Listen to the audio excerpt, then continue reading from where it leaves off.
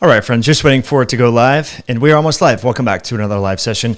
It's Mike Mutzel with HighIntensityHealth.com. I'm grateful that you're here. Today, we're going to talk about the nexus and this triad between your lifestyle, how the expression of autophagy, cellular senescence, and aging. So the triad really is autophagy, senescence, and aging. So if we think about a triangle, a circle, and you have a triangle, and on the different corners you have aging, cellular senescence, and autophagy. We're going to talk about how you can optimize your lifestyle, your diet, your exercise, your feeding, fasting patterns to tweak one of the main gears. And sort of the thumbnail image for today's podcast is a gear that's connecting two other smaller gears. Now, the importance of sort of unpacking these details is a scientific study that we're going to talk about. And this is the title of this. And I got so much out of this paper, which, by the way, you can find for free. The title of this, and don't be intimidated by the title because it is a little complex, the interplay between autophagy and senescence in Anthrocycline cardiotoxicity. So we know that there's this drug called doxorubicin, also known as doxy. It's in the category of pharmaceuticals known as anthrocyclines, which are antibiotics, but they're actually used to treat cancer. Now, this drug, although evidently it is fairly effective for cancer oncologic reasons in applications, it does have cardiovascular toxicity and challenges associated with it. Now, the importance of talking about this particular paper today is because you can learn so much about pharmacology and studying pharmacology and then applying sort of natural, figuring out, reverse engineering that is, the natural remedies to mitigate some of the deleterious physiologic mechanisms that are out of balance. And so what I would like to, what I got out of this paper and why I want to share it with you is because in the realm of pharmacologic, pharmaceutical interventions, I'm having a hard time with my words today, that they are understanding the mechanisms.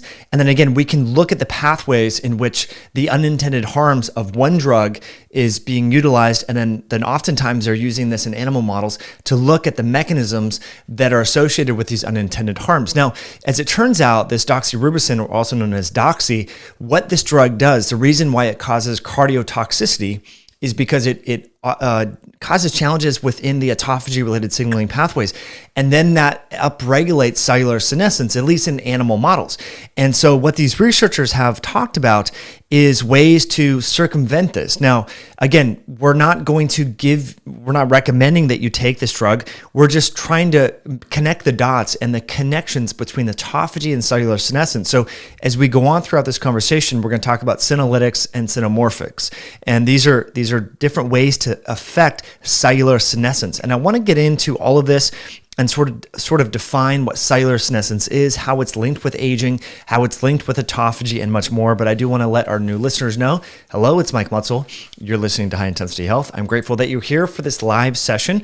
We like to do these during the middle part of the week and unpack studies that I think are interesting, and I think you would think they're interesting as well. Everything that we talk about later on today will be updated in the show notes. So again, although that was a little rough intro, because again, I just was reading this paper this morning and I'm like, I got to go live and like share this with you all. So let's actually talk and define some terms. So many of you are familiar with the process known as autophagy.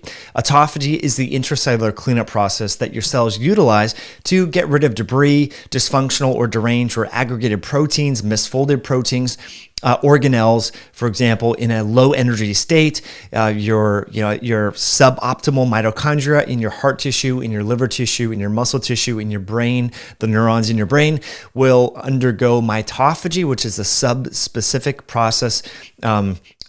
When we talk about macroautophagy, we think it's this one thing, but there's all these contextualized and tissue-specific autophagy processes going on, which is why it's so hard to measure, so hard to control in terms of evaluating how long you fast, what autophagy pathways are increased in which tissue. It's really hard for people and scientists to figure this stuff out. But the long and short of it, for those of you, the take-home practical tip is the more physically fit you are, the higher the expression of autophagy initiating factors are upon starting a fast. So if you'd like to maximize autophagy, you need to start exercising and compressing your feeding window. But we know about autophagy, but what's interesting, and this paper helped to solidify this, and again, the paper that we're talking about today is the interplay between autophagy and senescence in Anthrocycline cardiotoxicity. Now, forget the word Anthrocycline, you don't need to worry about that. But this is the image, and this is sort of how autophagy is related to cellular senescence and the processes and the intracellular mechanisms that are at play here. And again, it gets a little complex, but I think it's worth sort of unpacking here. So I'm going to leave this image here as I sort of unpack and define what cellular senescence is. So you all know about autophagy. We've talked about that in so many other videos over the years. So many of you are very familiar with autophagy, how to upregulate it, nutrients, compounds, feeding, fasting patterns, etc. We've done videos on that. But let's talk about cellular senescence. What is senescence? Cellular senescence was first discovered by Hayflick and Moorhead in 1961 to describe the phenomenon of limited proliferation capacity in human fibroblasts. Now, senescence was relegated to an age-related issue in aged cells, and it was initiated by DNA damage, oxidative stress, and oncogene activation. Oncogenes are involved in tumor initiation and proliferation. Now, the intention of cellular senescence, it's involved in embryonic development, for example, to tell certain tissues, hey, stop undergoing meiosis and growing and stop replicating. It's involved in tumor suppression, and it's involved in tissue repair and wound healing.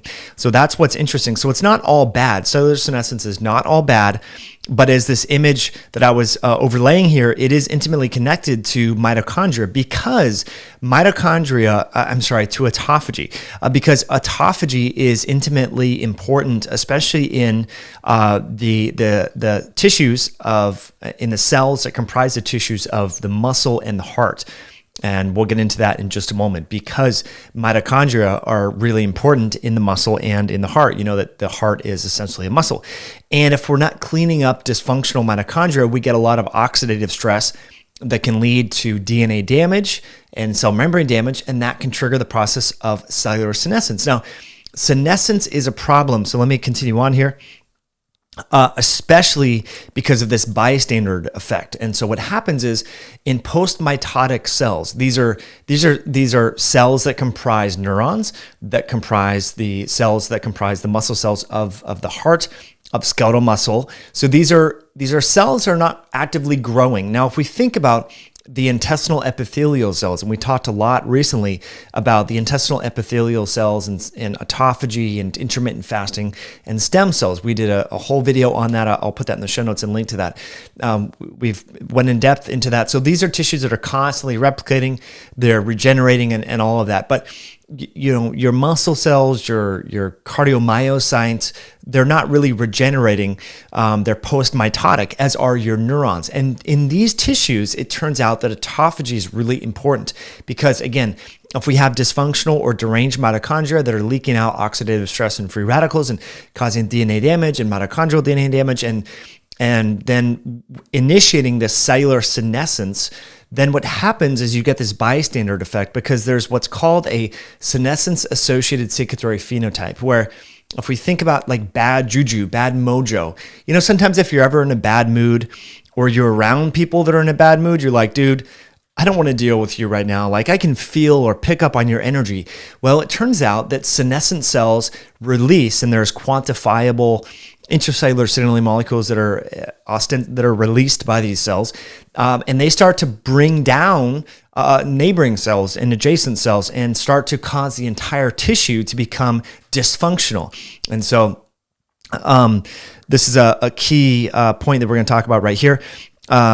Okay, so including DNA damage, chronic inflammation, mitochondrial dysfunction are interlinked in these tissues, and it's obvious that in post-mitotic senescence, translation of knowledge from the cellular senescence might lead to the very interesting and novel clues regarding to how tissues are aging. And essentially, this is interconnected with aging. Cellular senescence and aging go hand in hand, which is why currently one of the hottest kind of areas of research is xenomorphics and senolytics. Now, you might see some of the natural compounds that we've talked about on this podcast before. For example, resveratrol, we've talked a lot about metformin, we've talked about berberine. We haven't talked so much about quercetin or dasatinib, although dasatinib is a pharmaceutical compound that is utilized in certain longevity aging circles, but we have addressed all those natural compounds, and we're going to get into those a little bit more today. But again, let's refer to this image. So it goes something like this. You overconsume food, you overconsume energy, you don't exercise enough, you're not fasting, and so what happens is autophagy is dysregulated. So that's kind of right in the middle. You see mTOR and AMPK, sort of right in the middle. What you see around mTOR, you see that little green triangle, and that green triangle is inhibiting this process of autophagy. So chronic mTOR overexpression is leading to dysregulated autophagy, and that causes your mitochondria that are naturally going through cycles of dysregulated mitochondria. Some mitochondria need to undergo autophagy and break down and so forth. You have sirtuins there, and that's really important. And so these mitochondria start releasing oxidative stress and free radicals, and that triggers this cellular senescence, and that causes cells to misbehave. And so this is why exercise is so helpful for skeletal muscle. This is why exercise is so helpful for the heart and the brain, because what we're doing is we're upregulating autophagy, which is also intimately connected to now this process known as cellular senescence. Now, it may be a little bit different in different tissues. Maybe the lung cellular senescence is not so intimately connected, to dysregulated autophagy. But it seems that based upon this research and other related articles, including this one right here, titled Senescence in Post-Mitotic Cells, a Driver of Aging. Now, this is a cool article that talks about cellular senescence in a little bit more detail. And so let's sort of go into it, and you can see sort of the path here. So what you see is, you can look at this and see the processes and so on. But this underscores to me the importance, and I sound like a broken drum because I know so many people who are eating a low-carb diet and they're intermittent fasting, but they're not exercising. And I just want to get everyone to exercise, walking, moving, gardening, hiking. You need to move your body, friends. If you are not exercising, you are not stimulating the autophagy-related process, and you're probably not getting the most benefits from your fast.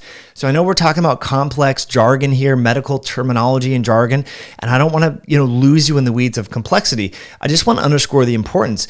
It's not just about your intermittent fasting or your low-carb diet, your real food diet. Really important. We need to optimize circadian biology, circadian rhythms, and focus on exercise. And so real food, intermittent fasting with some sort of time-restricted feeding element to it, exercise, and being mindful about your sleep-wake patterns and cycles. So anyway, here's the processes of autophagy that are in cellular senescence and the connections that we're going to get into. So I do just want to check into our feed, make sure that we are on and we are good.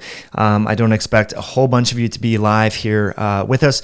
Now, one sort of action take-home thing that you may want to get from this video is berberine hydrochloride is in the xenomorphic category, and because it does affect AMPK and it does affect these intracellular molecular switches.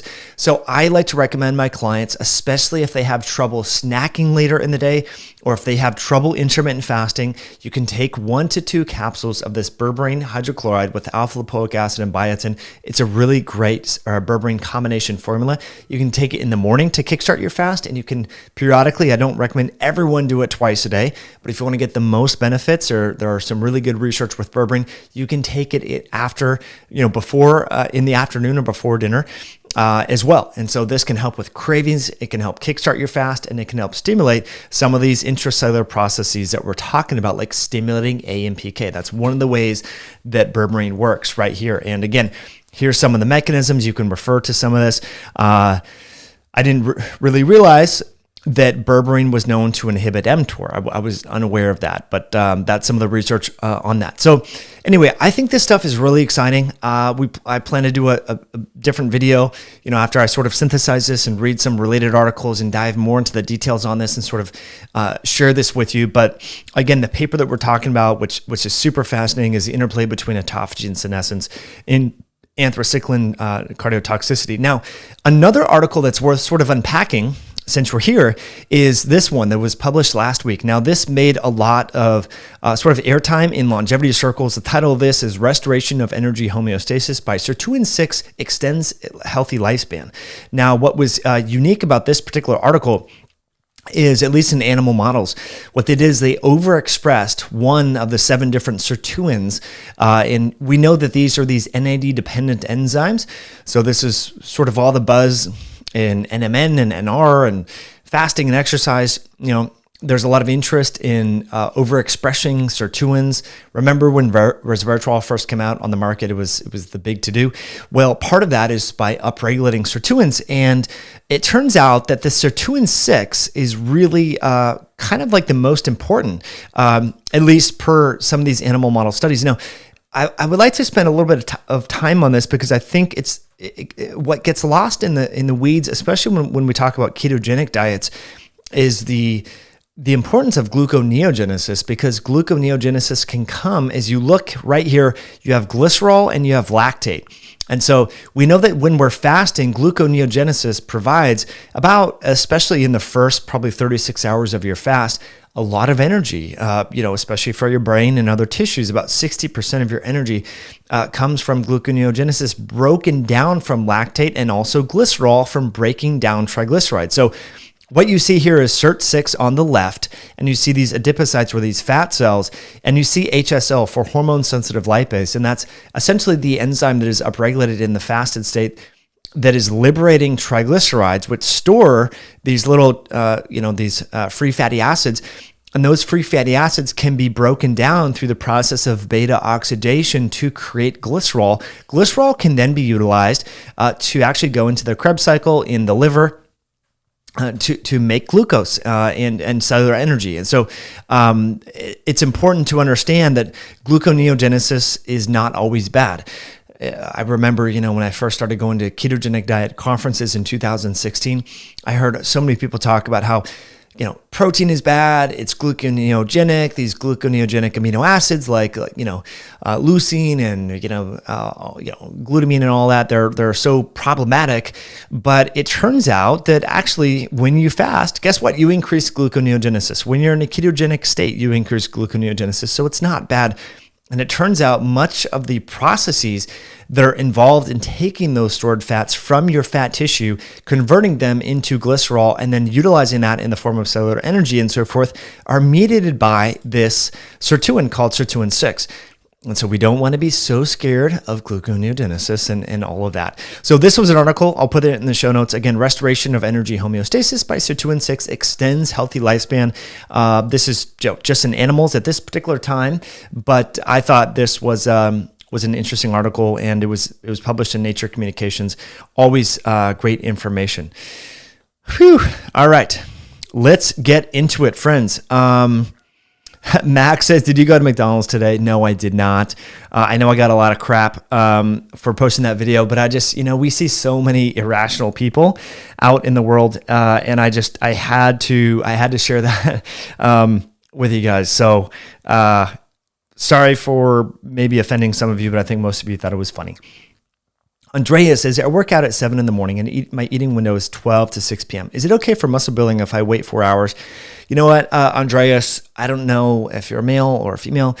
I'm not sure. I don't think that's a bad window, but I would see how,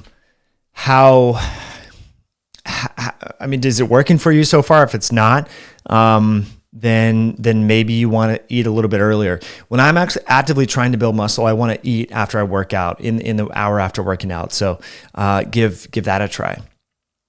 Michael says, take electrolytes, can't emphasize enough. Yep, electrolytes are important, and Myoscience is coming out with hands down the best electrolyte on the market in September. September 1st, we're launching it. It's going to be super, super cool. Osita Ozed says, drinking a super green blend impact autophagy if you train and fasted state in the gym? Yeah, Osita, that's a good question. It's hard to say, honestly. It depends on probably how much sugar's in that, how many carbohydrates. I'm not really sure on that. So it depends when you have it. In the post-exercise window, I wouldn't worry about it. So let's just put it like that. So just if you're physically active and you implement some aspect of time restricted feeding, eating earlier in the day, don't worry about so much what you eat as long as you're training hard. I know that's a broad brushstroke and that's overgeneralization, but keep that in mind. Some comments on the funniness of the video of McDonald's. Okay. Kyle says, Mike, you mentioned in a recent video not to take antioxidants like N-acetylcysteine in the morning and instead in the evening. Kyle, thanks for listening to the nuances and the details.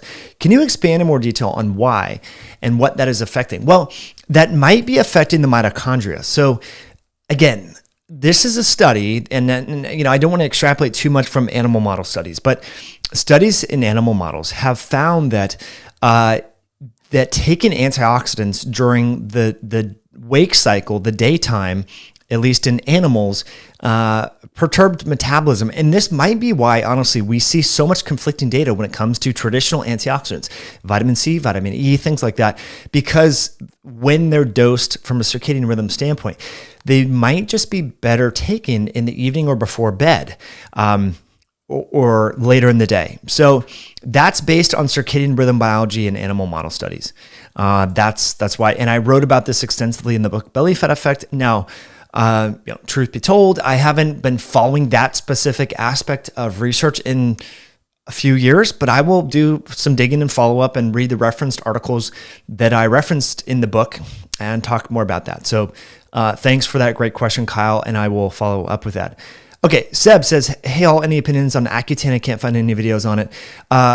Avoid it. Do not. Accutane affects the vitamin A signaling axis, and it might permanently do that. If you have acne, there are so many natural solutions that you can do. And I understand, having had acne when I was younger, that it can be challenging and you can feel like stigmatized because of acne and things like that. But there's root cause. Taking Accutane is not going to affect the root cause. It does negatively affect the retinoic acid signaling system in your body, which is not good. Okay. What else do we have? Joshua says, stay away from Accutane. Joshua, man, you are the man. Thank you for always being here and your great comments and questions. So we are thinking along the same page. Okay. Manu says, what do you think of a keto-friendly energy drinks? So energy drinks, yeah, these are, Myoscience, our business has had a clean pre-workout for a while. I recommend it earlier in the day before noon on limited occasions. You're out in the wilderness, you're hiking, you need a little pick-me-up. You're performing in max effort. You're transitioning to exercise. You're transitioning off drinking multiple cups of coffee. I don't like to recommend people have a lot of USP caffeine. So because it's very stimulatory, it can affect the adrenals. It's not the worst thing ever, but you don't want to be dependent upon it. So we're seeing a lot of companies that are coming out with these. We were one of the first to do a cleaner pre-workout that's lower in caffeine. So we have the clean pre-workout, 95 milligrams of caffeine, but it's bound to a blueberry polyphenol called pterostilbene, which is related to, guess what, resveratrol. And it has different pharmacokinetics than pure USP caffeine that a lot of people are using. So I recommend it if you work out earlier in the day. Please do not take any energy drink afternoon. It's going to screw up your sleep, and sleep, it's way more important to get good sleep. So great question. Last question here that we'll take today from Peter. Peter says, what do you think of the adverse effects of the microbiome from the overuse of glyphosate pesticide in our foods? Is it an antibiotic? And does it lead to poor microbiome and crippling immunity? Yeah. So there's a pathway. I can't remember. It starts with an S, the shikimate pathway or something like that. We've done some videos before with Stephanie Seneff from MIT in the past. So if you go to our YouTube channel or our podcast and you type in Seneff, Seneff, I believe, or PH, I can't remember. It's been a while since I've connected with Stephanie. She's done a lot of research into this, and it seems that it may not be just the glyphosate, but it's the other surfactants that are present in the glyphosate that can drive changes in a negative way in the gut and so forth. So you might want to check that out. Check out that interview if you're interested, Peter, or anyone who wants to dive more into that. But bottom line, you want to avoid this stuff. It's not that healthy for you. Ali says, can you have someone talk about muscle building? Yes, just recorded a podcast 2 weeks ago, and we're publishing it hopefully this Sunday with Dan Stephenson, all about muscle building. So we'll talk about that. Okay, Joshua says it's hard to eat healthy when going out to eat. I need to go to a high-end restaurant and order single ingredients. Even then it's sketch. Yeah, that's why when I go out, I have red meat. I just have a steak. Keep it simple. Yeah, it may not be grass-fed. Yeah, I might have some, it might be feedlot beef, but yeah, it can be helpful. Okay, Response Digital Media says, Mike, have you ever tried blood flow restriction bands? Yeah, periodically. I use these. They're not the end all be all. They can be helpful, especially for people that are elderly that can't do high volume or high weight. So if you're new to lifting weights, if you're short on time, you can do blood flow restriction. So it's working on that metabolic effect.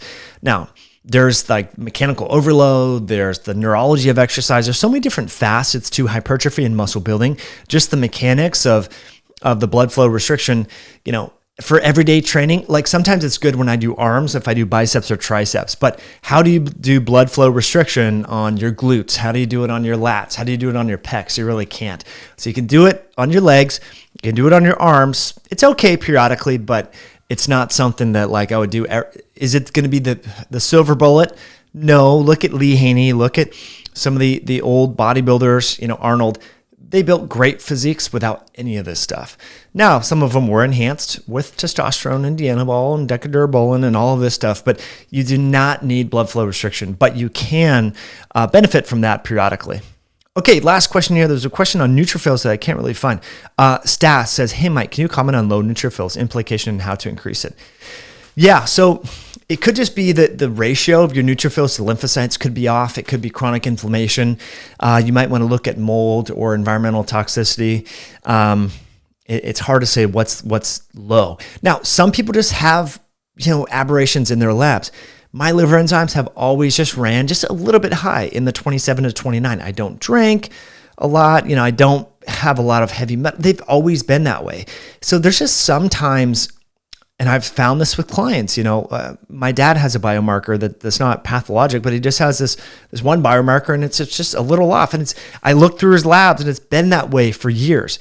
So, just because there's one thing that's a little bit low or a little bit high, as long as it's consistently low or consistently high and there aren't other related or the constellation of your labs aren't in balance, don't freak out about it. It's just one little metric.